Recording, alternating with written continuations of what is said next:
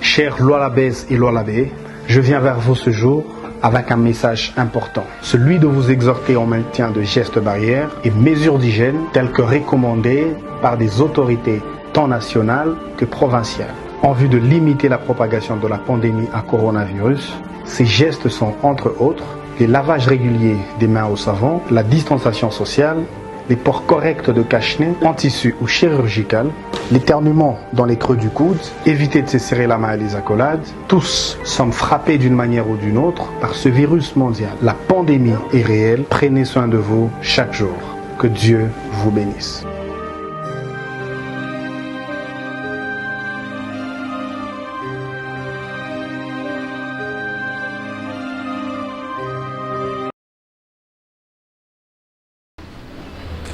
Honorables députés, chers collègues, conformément à l'article 58 de notre règlement intérieur, à toutes et à tous, je souhaite au nom de l'ensemble des députés la cordiale bienvenue au Cercle Manica, siège de notre institution. Votre présence en ces lieux nous réconforte véritablement et nous encourage davantage dans l'accomplissement de notre mission et notre volonté collective de travailler à l'unisson dans l'intérêt des populations dont nous sommes appelés à toujours bien servir. Merci d'être là pour le témoignage renouvelé et surtout l'intérêt que vous portez à la démocratie parlementaire.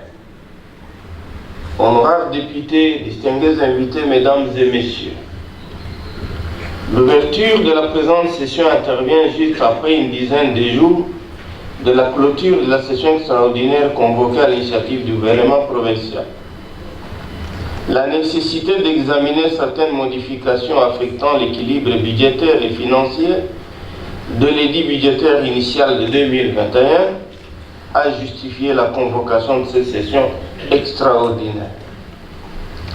C'est le lieu, chers collègues, de vous exprimer ma profonde reconnaissance pour tous les sacrifices consentis en vue de l'aboutissement heureux de ces travaux.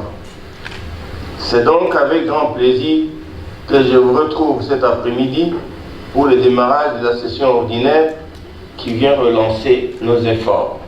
L'augmentation des recettes due à l'embellie des métaux et la redevance minière irrélative, qui en est une suite logique, doivent nous pousser dès maintenant à l'amélioration des conditions sociales de la population.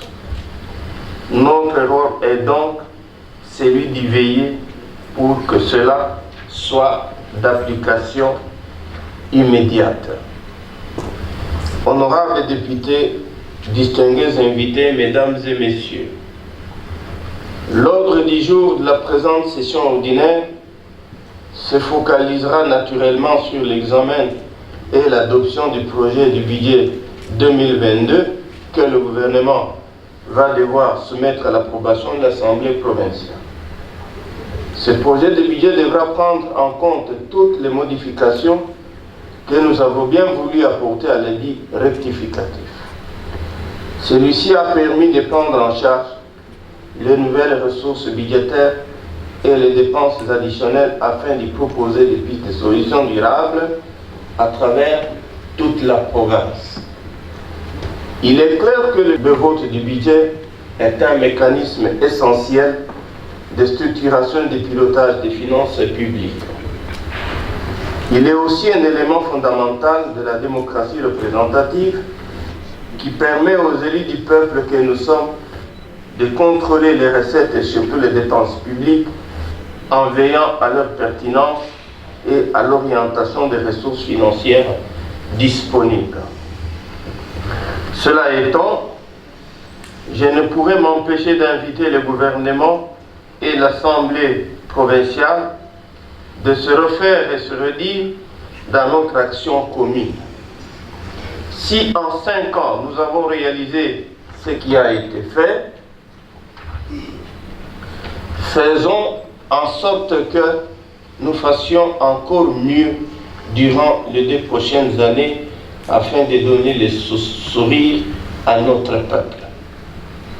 Rappelons-nous que l'alerte avait déjà été donnée par votre Assemblée au cours de certaines séances de questions orales écrites ou d'actualité sur les tronçons de la route Kolwezi-Solwezi, ceux relatifs à l'ARN 39, Kolwezi-Dilolo-Sandoa, Sandoa-Kapanga, ainsi que l'ARN 1, Ngouba-Lubudi, sans oublier la route Moulomba-Kazogu vers Kamina et Kassaji-Sando. À cet effet, je voudrais encourager le gouvernement provincial à tout mettre en œuvre pour honorer ces différents engagements pris dans ce cadre. J'ai déclaré il y a peu que l'Assemblée provinciale est prête à accorder l'autorisation d'emprunter des fonds pour l'achat des 3 autres ateliers à larguer sur nos différentes routes, notamment sur la RN1, la provinciale numéro 27 vers Sandoa et la RN39 de Sandoa à Kapanga. Honorables députés, chers collègues, je mets votre présence à profit pour saluer votre engagement et votre pragmatisme comme réponse explicite donnée à l'Assemblée provinciale suite aux différentes interpellations sur la situation des routes à travers notre province. Nous osons espérer que les différents signaux reçus de la part du gouvernement vont véritablement conduire cet état des choses à des améliorations voulues de tous. Je refuse sèchement que le ministre des Infrastructures me dise, par exemple, honorable député, c'est depuis 2 ans qu'on n'a mis aucun rond sur les routes, comme ce fut le cas. Sachant que sans route, nous sacrifions le développement de nos territoires. Si à l'issue des 2 prochaines années, les Kapangais peuvent atteindre la capitale de leur province au bout de 15 heures de parcours, si en 2 ans, les bidons jaunes peuvent être réduits à 20% de leur nombre actuel,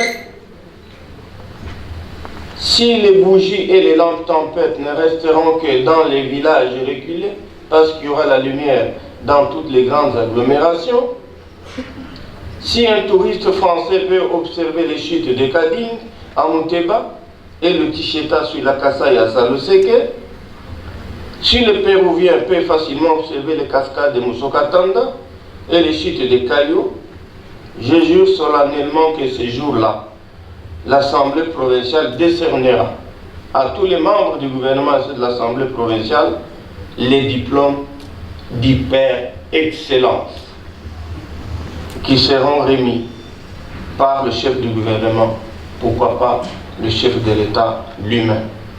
Et par conséquent, nul ne dira notre gouvernement est injuste. Il est le gouvernement de la vie. Il veut sacrifier les députés venant des territoires. Par ailleurs, je répète que le travail des gouvernants, c'est aussi celui-là. Honorables députés, chers collègues, distingués invités, mesdames et messieurs, la période d'intercession est conséquemment celle des vacances parlementaires. Même si celles-ci ont été écourtées, je reste persuadé qu'elles ont été bénéfiques à tous égards et que vous êtes dans des bonnes dispositions physiques et mentales pour vous acquitter avec honneur et dévouement de votre devoir constitutionnel.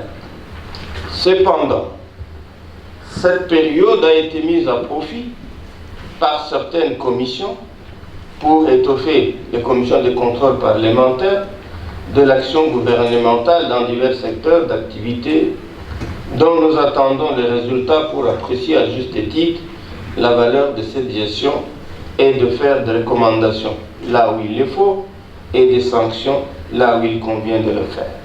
Car l'Assemblée provinciale est une institution qui joue le rôle d'un aiguilleur dans une station de voie ferrée. Elle ne sera jamais contre qui que ce soit, ni pour qui que ce soit. Elle est l'arbitre vigilant. La transparence et la rigueur dans la gestion de la chose publique doivent demeurer constantes. Nous sommes décidés pour cela à travailler pour l'instauration au Lualaba d'une culture financière plus démocratique et plus efficiente, visant exclusivement à protéger la manne publique que l'Éternel nous donna, que comprennent ceux qui peuvent. Honorables députés, distingués invités, mesdames et messieurs, outre l'édit des finances 2022, une dizaine de projets d'édit figurent à l'ordre de 10 jours, auxquels s'ajouteront certainement d'autres en cours de session. Chers collègues, à ce stade, il n'est besoin de vous rappeler que nous serons beaucoup sollicités.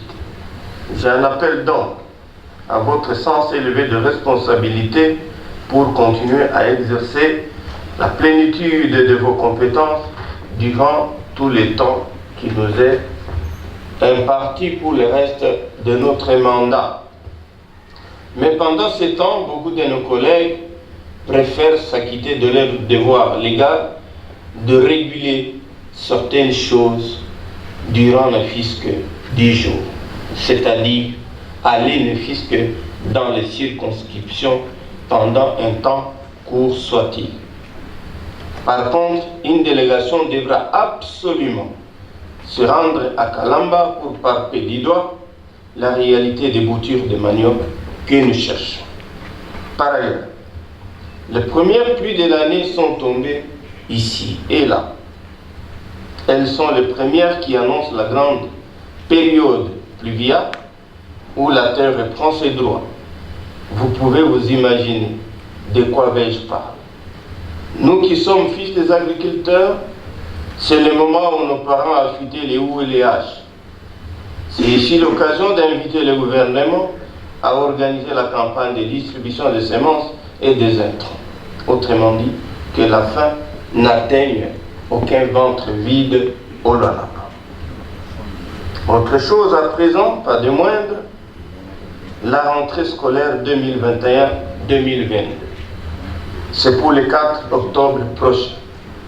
Je souhaite à cette occasion à tous les élèves du Lualaba ainsi qu'à l'ensemble du corps enseignant une très bonne rentrée scolaire que nous voulons sereine et studieuse. Au gouvernement d'organiser ce qui lui est d'obligation en faveur des fonctionnaires de l'État pourvu que tout se passe mieux. Sur ce, je déclare ouvert les travaux de la session ordinaire de septembre 2021. Je vous remercie.